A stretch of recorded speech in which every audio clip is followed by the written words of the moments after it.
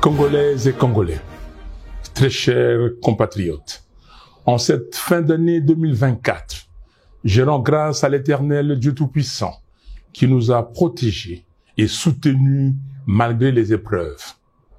Malheureusement, beaucoup de nos compatriotes nous ont quittés à cause de la maladie, des accidents, de la pauvreté ou encore des violences causées par les groupes armés, notamment les supplétifs de l'armée rwandaise, appelés M23, et certaines milices exploitant nos richesses naturelles. À ceux qui pleurent leurs proches, à ceux qui portent dans leur chair et leur esprit les stigmates de ces violences, et à tous ceux qui luttent pour survivre face à la mauvaise gouvernance et à la prédation de nos ressources naturelles, j'exprime ma profonde compassion. Que Dieu se souvienne de chacun d'eux et répande sa miséricorde sur tout notre peuple. Je rends un hommage émouvant à mon directeur de cabinet, Jean-Claude Mwalimou Solo Sabiti, que Dieu a rappelé à lui le 23 octobre dernier. Mes très chers compatriotes, notre pays traverse une période sombre, marquée par un désordre savamment orchestré depuis les hold-up électoraux de 2018, suivi par les simulacres d'élections de 2023. Toutes les contrées du pays sont en proie à un recul social. La situation désastreuse du Grand Kasaï, courageusement décrite par les gouverneurs du Kasaï central, l'archevêque de Kananga et l'évêque de Mweneditu, illustre la détresse de notre pays tout entier et une absence de vision qui conduit les pays lentement mais sûrement vers un suicide collectif. Le bilan est accablant. Ce n'est pas une opinion, c'est un constat qui s'impose. La corruption et les vols gangrènent nos institutions. Les défis de la RDC sont multiples et requièrent une mobilisation méthodique des ressources de l'État. Hélas, des milliards de dollars sont détournés à travers des projets fictifs et des contrats léonins. Les ressources du peuple sont dilapidées et les faits de corruption sont tellement légion que beaucoup ne s'en émeuvent plus. Le banditisme d'État d'une minorité prédatrice et les trains de vie surréalistes des institutions doivent interpeller chaque Congolais. Il s'agit là de votre argent, gagné à la sueur de votre front. Indignez-vous. Aux voleurs en col blanc, tapis dans les institutions, je vous renvoie à Dieu et aux images des fins de règne des régimes qui affament leur peuple et vivent dans l'excès aux frais du contribuable. Cette absence totale de rigueur dans la gestion du trésor public accentue le problème auquel nous faisons face. La sécurité est inexistante. Le M23 contrôle plus de 130 localités au nord Kivu. Je répète, 130. Les ADF continuent leur massacre à Beni, Butembo, Lubero, Irumu et Mambasa. Les armées rwandaises, ougandaises et burundaises opèrent dans le nord Kivu et le sud Kivu. Tout cela sous les regards impuissants de ce qui reste de l'État. Les groupes armés de tous bords sévissent à Ituri. Les Mobundo dérangent la quiétude des citoyens dans les grands Bandundu, à l'est de Kinshasa et dans une partie du Congo central. Le pays compte aujourd'hui plus de 8 millions de déplacés internes. Une telle situation devrait mobiliser l'attention de n'importe quel gouvernement avec un minimum de sérieux. Chez nous, le sujet est traité avec une légèreté déconcertante et le champagne coule à flot au sommet d'un État failli et faible. Notre armée est abandonnée. Après 6 ans au pouvoir, le régime n'a pas réussi à doter les pays d'une force militaire capable de défendre notre souveraineté. Nos soldats, courageux, mais sous-équipés, affrontent des forces ennemies bien armées. L'argent dilapidé à Kinshasa à lui seul pourrait changer les rapports des forces sur le terrain. La diplomatie est défaillante face aux manœuvres de Paul Kagame et à ses accusations mensongères contre notre pays.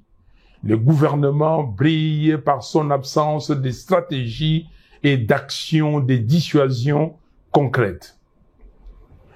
Nous sommes réduits à des slaves lyriques qui frisent la comédie et dénoncent un manque de sérieux qui rassure l'ennemi sur les faibles capacités intellectuelles de son adversaire.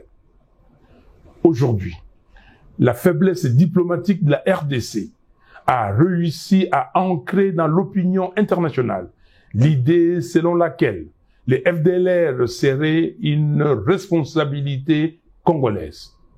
Pourquoi le gouvernement congolais ne demande-t-il pas à M. Kagame de discuter avec les FDLR et de neutraliser le M23?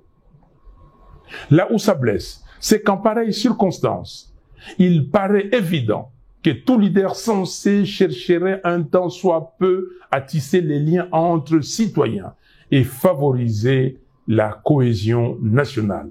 Mais non. Le tribalisme primaire du régime divise notre nation. Nous observons un repli identitaire au sommet de l'État, avec une opposition constante entre les frères dits de sang et les autres compatriotes.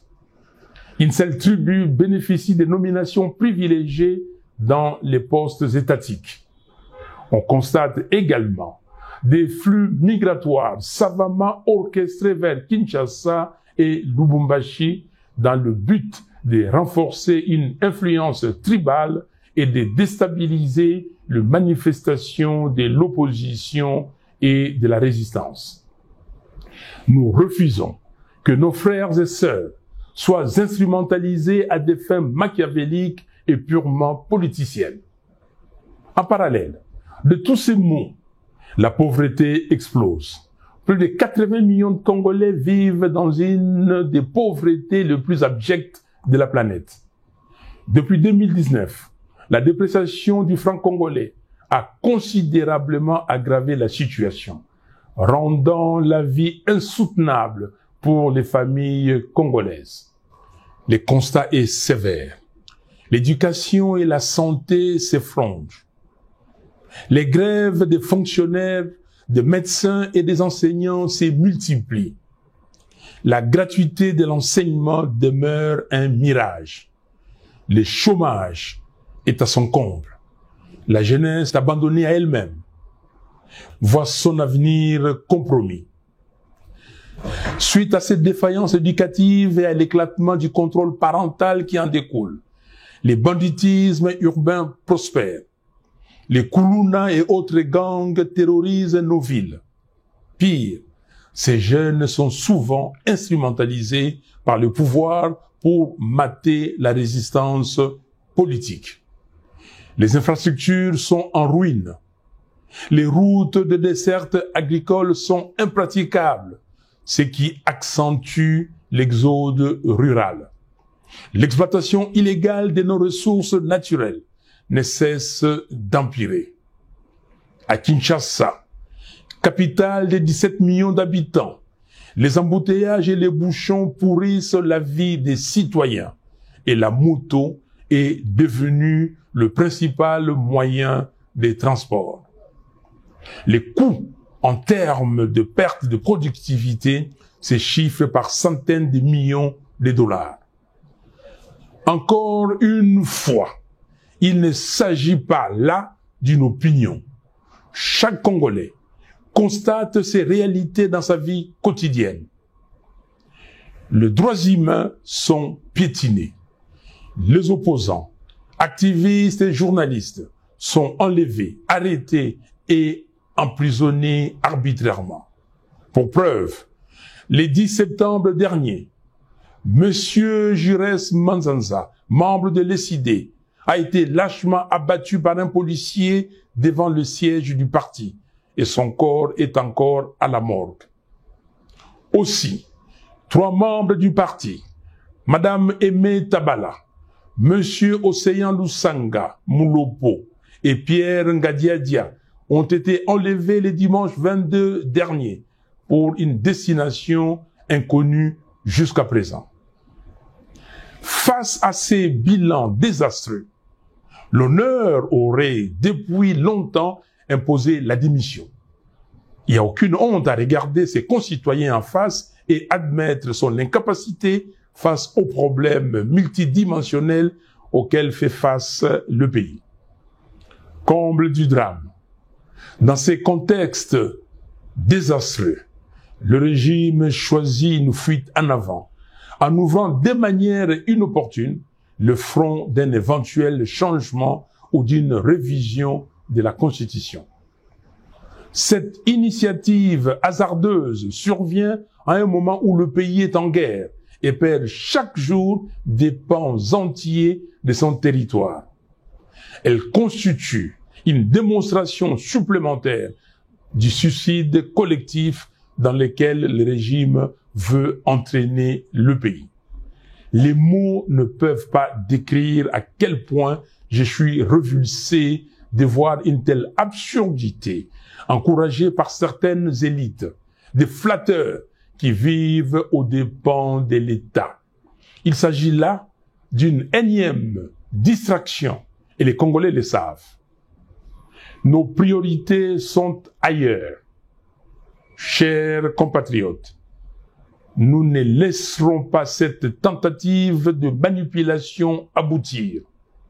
En ce temps de crise, il n'y a ni nécessité, ni opportunité pour un tel projet. Ce que le peuple congolais attend, ce ne sont pas des modifications constitutionnelles opportunistes et intempestives, mais des actions concrètes et courageuses pour relever les défis cruciaux auxquels notre pays est confronté. Ce n'est pas la Constitution qui empêche le régime d'honorer toutes les promesses fallacieuses qu'il a faites au peuple. La Constitution n'empêche pas de doter nos forces armées de moyens efficaces. La Constitution n'empêche personne de libérer les 130 territoires.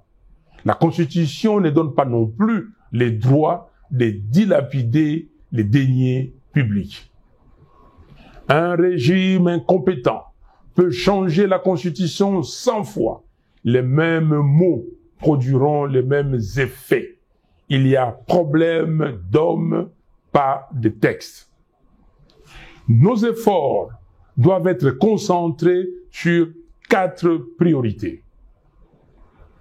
Restaurer l'intégrité territoriale. Mettre un terme à la guerre menée par le M23 et les forces étrangères afin de libérer nos terres et de restaurer la souveraineté nationale. Mettre fin à la prédation des ressources publiques. Réduire les trains de vie excessifs des institutions et mobiliser les fonds nécessaires pour renforcer notre armée, financer des infrastructures essentielles et améliorer les conditions de vie des Congolais. Construire un véritable état des droits, garantir le respect des droits humains, la justice et l'équité pour tous. Préparer des réformes institutionnelles ambitieuses, réviser la loi électorale, restructurer la commission électorale et la Cour constitutionnelle, afin de créer les bases d'élections véritablement transparentes, crédibles et apaisées. Voilà pourquoi, chers compatriotes, je réitère mon appel à nos pères spirituels pour réunir, dans le cadre du processus de Kinshasa, toutes les parties prenantes autour du thème vérité, réconciliation, cohésion nationale, afin d'œuvrer pour un Congo libre, fort, digne et prospère. Nous appelons la SADC, l'Union africaine et les Nations unies à soutenir le processus de Kinshasa pour faire avancer celui de Luanda. J'exige la libération de Jamal Kabound, Seth Kikouni, Mike Mukebai, Jackie Ndala, du député provincial Alain Siwako, du député honoraire Jean-Paul Ngangondi, des militants pro-démocratie, Delgate Idengo, Mwamicho Ndungo King, Fiston Isambiro, Jimmy Nziali, Zarko Sefo, des 3 membres de l'ESID et de tous les autres prisonniers d'opinion. Les régimes doivent cesser les intimidations et les arrestations arbitraires. Peuple congolais, comme en janvier 2015, mobilisons-nous pour dire non au changement de la Constitution, non à la présidence à vie en RDC. Je demande instamment à M. Félix Tshisekedi de cesser le mensonge, la manipulation et la démagogie. Congolaises et Congolais, très chers compatriotes, en ce 30 décembre 2024, je tiens à vous adresser mes vœux le plus sincères de paix, de bonheur et de prospérité pour l'année 2025. Que Dieu bénisse chacun de vous, qu'il illumine le Congo de sa lumière pour que nous retrouvions enfin la paix, la sécurité et la dignité. Soyons unis et déterminés pour relever notre pays. Que Dieu bénisse la République démocratique du Congo et son vaillant peuple. Je vous remercie.